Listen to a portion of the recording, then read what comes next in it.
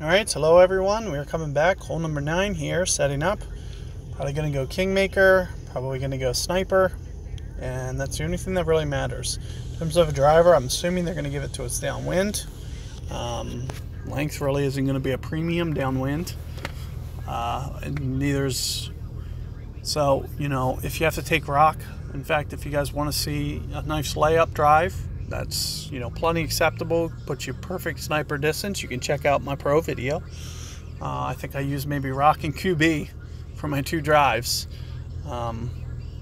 Straight downwind, it's not going to be, no real length. If it's going to be this straight downwind, I'm just going to probably go for it. We're just going to pull out a berserker. And I'm going to try to get to that last narrow fairway, hopefully as right as possible. Keep in mind, when you do this shot, you want to get back as right as possible, and the biggest reason is to, give yourself the straightest wind for this pitch. So that's what I'm going to focus on here. Is doing very similar to my opponent, but we're going to try to get it back even more left. So if you do want to see a nice layup, maybe you don't have berserkers, check out my pro guides. You're going to do very similarly. And you don't need a lot of length on this hole at all. You'll see firsthand as soon as you see my drives. I'm pretty sure I use rock and QB, so like I said, not too much. If I'm going to land, I want to land pretty right-centered here. You're going to see me aim just a little bit over. Aside from that, I'm going to probably full curl it. So you can see where I'm kind of setting up here. I'm not going to use landscape, but I am going to full phone. A little worried about that great ball left. I do think it's going to probably project too far out. Maybe I can get a rough bounce. Nope. So I'm assuming, we're going to be in the rough. Not the end of the world. There's worse spots to be in. We could be in the bunker. I probably will landscape curl that for the rest, since I'm not even close to curling it enough. Granted, I did hit the great ball. I wanted to, if anything, hit a great ball right, and I hit a great ball left. So we're talking about probably 3 yards of precision off the tee.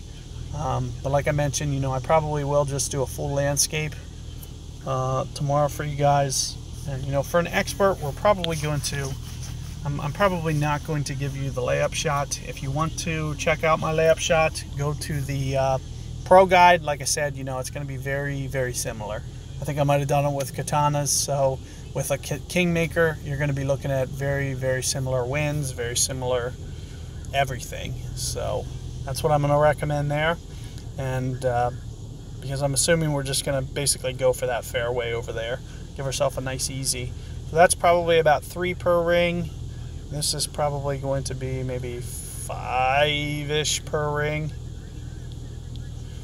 I'm going to play this right around 2 rings, somewhere in that fashion. I'd like to really land it on a consistent spot, kind of right in here. Kind of avoid that other spot where you saw the glitchy run out. Like I said, 2, 2 1/4, somewhere in there for my ring adjustment. I did get perfect ball.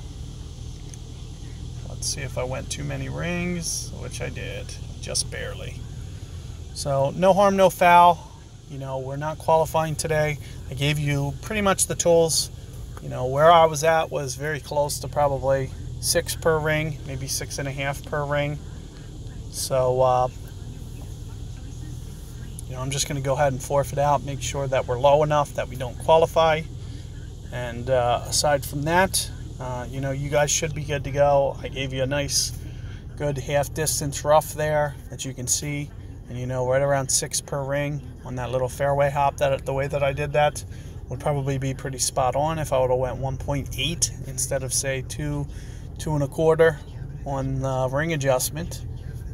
If I would have only went, a shade inside 2 rings there, 1.8-ish, it would have probably, probably caught the albatross there. So, I really do think if you do hit it down and go for the green, you're going to give yourself a better hole to help. The majority of the time that I hold that out in Tour 11, it's from the rough where I just was. It's not from the layup, making the very super long sniper shot. The shorter time, that you can kind of, sniper off the fairway or whatever, the closer you can get in, the more you can hone in. It actually makes that easier, in my opinion, than, you know, a sniper. It's very hard to make that with the sniper, in my opinion, so that's why we're just going to probably go for it. It's enough wind that I think you guys can get down there quite a bit ways. And like I said, you know, if you do want to see the layup shot, do check out my pro guide. I have 2 different versions already for you guys, and you can see 2 different perspectives, both with sniper, both with, you know, rocks off the tee. So it's nothing, you don't need to hit anything very long off the tee. It's more about keeping it in play and just playing within your means, and you'll do similarly with expert. I don't believe I use Kingmaker, so if you use a Kingmaker, it'll kind of match up the wind a little bit. You might be maybe like 2 miles per hour more, and that's going to be the only real difference to what I do on the pro guide. So very, very, very, very similar. So good luck there, guys. Be on the lookout for revisions coming tomorrow. I will run my main here for you guys so you guys can see some globe shots, because, you know, I think that's going to be the key on a couple of these. I really don't think I need it on 9, but there's a couple, you know, that I think you could take full advantage of seeing 2 globe shots. Not that last one, but the other 2. So good luck, guys. I'll see you guys tomorrow.